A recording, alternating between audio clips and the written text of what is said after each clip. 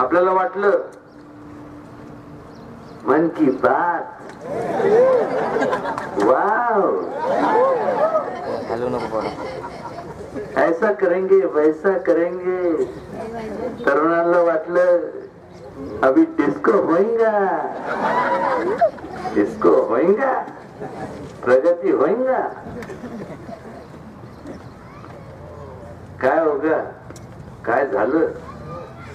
त्या जात्यात घातल्यासारखं अन्यायकारक निर्णय घेतले आणि ऊस जसं आपण त्या गुराळात घालतो आणि बाहेर निघतो चोता, तशी अवस्था ह्या देशाची ह्या लोकांनी केली.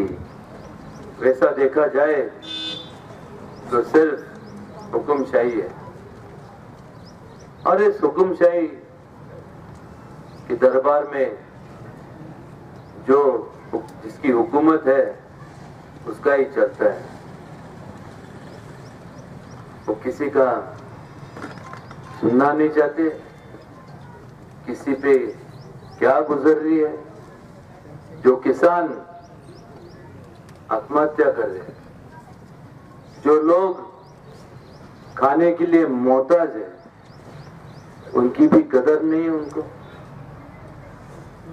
जीएसटी के जैसे, नोटाबंदी के जैसे, रेरा के जैसे ऐसे अनेक कायदे उन्होंने पारित किए.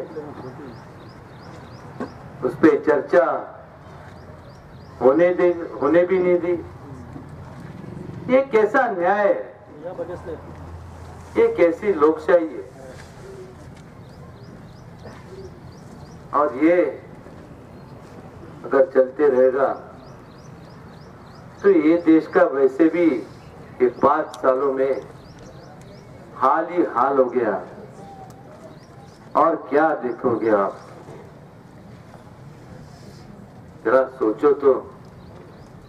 तुम और आप सज्ञान है, अपने बारे में सोच सकते हैं.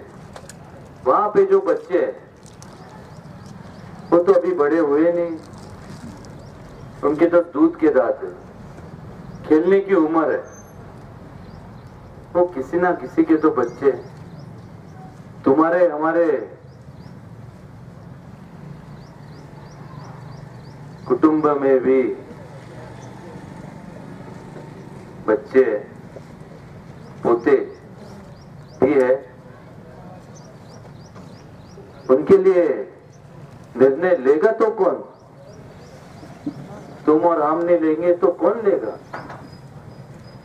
क्या समझ, उनको क्या समझता है ना? उनको ये सही है ये गलत है वो समझता है. जो आप और हम बताते, जो सिखाते, जो आपकी उंगली पकड़कर चलना सीखते हैं, क्या तुम्हारी और हमारी जिम्मेवारी नहीं है कि उनका भविष्य का विचार करना? वो कैसे बढ़ेंगे, वो कैसे भविष्य में एक बड़े इंसान बनेंगे,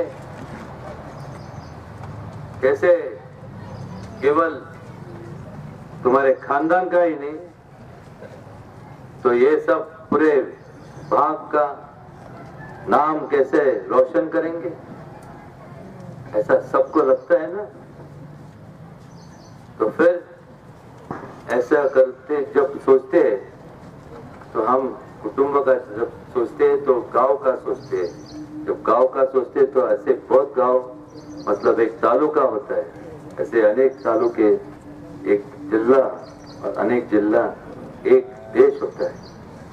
तो हमें अभी जब हम कुटुंब के बारे में सोचते हैं, ये नौजवानों के बारे में जब सोचते हैं, तो हम हमारे देश के बारे में सोचते हैं, उसके प्रगति के बारे में सोचते हैं.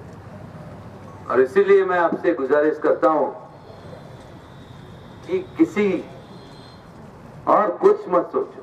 बस जिन्होंने आपको अपने हक से वंचित कर दिया, जो आपको दिए हुए